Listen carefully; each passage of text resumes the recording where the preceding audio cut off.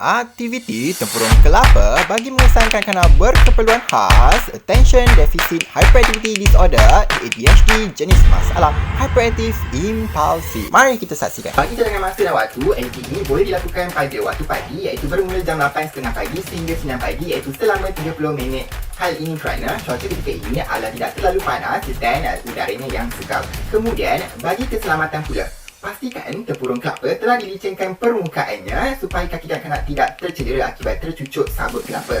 Kemudian, pastikan kawasan bermain disapu agar tiada benda yang tajam seperti paku atau batu yang kecil yang boleh mencucuk kaki. Langkah 1, ibu bapa perlu menyediakan bahan untuk aktiviti seperti kertas warna, cawan polistiren, baldi, tempurung kelapa, tali dan juga kerusi.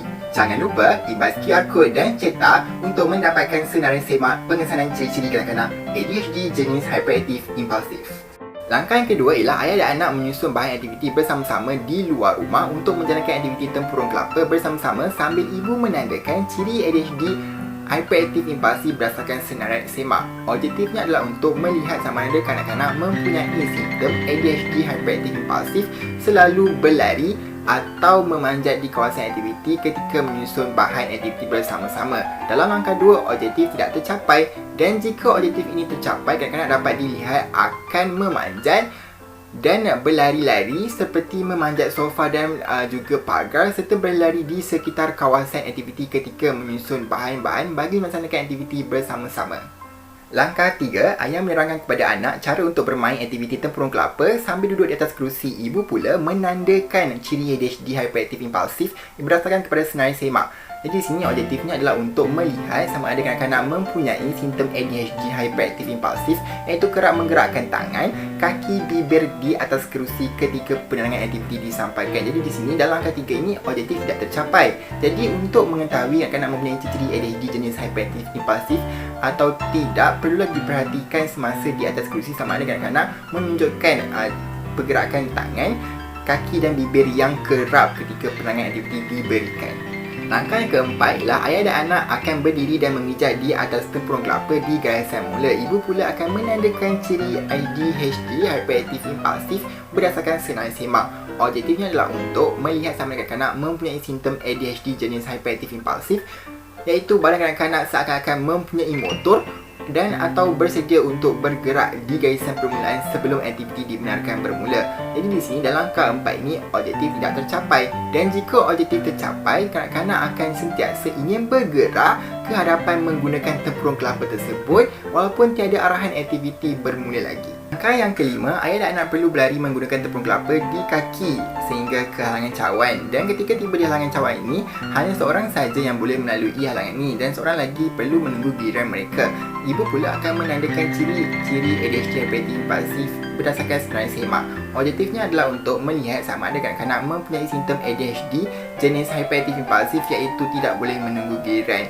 Dalam langkah 5, objektifnya tidak tercapai. Namun jika objektif ini tercapai, kemungkinan kanak-kanak akan menunjukkan tingkah laku seperti tetap melalui halangan cawan tersebut bersama-sama dengan ayahnya dan mungkin akan bermain sedikit kasar seperti melanggar ayahnya ketika melalui halangan tersebut. Langkah yang keenam, ayah dan anak perlu bergerak ke perantian seterusnya di mana ayah dan anak perlu memijak pada kertas berwarna yang disusun secara zigzag sambil mengutip cawan yang terdapat di atas kertas tersebut. Ibu pula perlu menandakan ciri ADHD hyperactive impulsif berdasarkan senarai semak.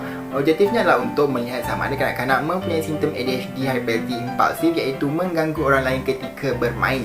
Dalam langkah 5 ini, kanak-kanak dipati tidak mengganggu ayahnya dan jika objektif tercapai, kemungkinan kanak-kanak akan menunjukkan tingkah laku seperti akan menendang dan mencuri cawan di kawasan bermain ayahnya ataupun selain itu akan menolak ayahnya sendiri ketika bermain.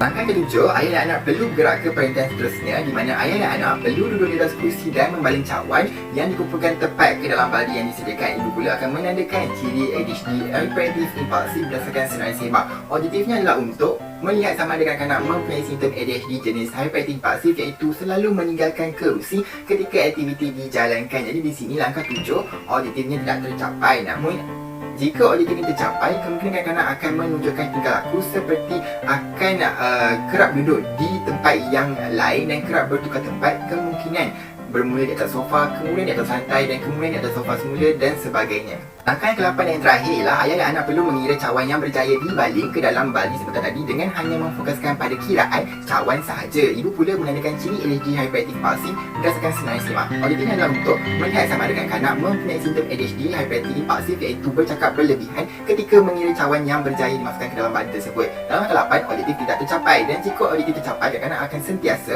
bercakap dan tidak memfokuskan kepada kiraan tetapi bercakap tentang perkara-perkara lain. Contohnya, cawan ini saya punya, lawannya kerusi itu dan sebagainya. Rumusannya, aktiviti pengesanan kanak-kanak ADHD jenis hyperactive impulsif perlulah dilakukan selama 6 bulan dan simptom yang berkaitan perlulah ditunjukkan secara konsisten dalam 6 bulan tersebut. Kemudian, setelah itu, aktiviti pengesanan ini juga perlulah dilakukan sekurang-kurangnya di 2 tempat atau konteks, contohnya di rumah, di sekolah atau di kawasan umum. Jadi di sini, simptom juga perlulah memberikan kesan kepada gangguan aktiviti sosial dan akademik untuk disahkan mempunyai penyakit ADHD jenis hyperactive impulsif. Sekian, terima kasih.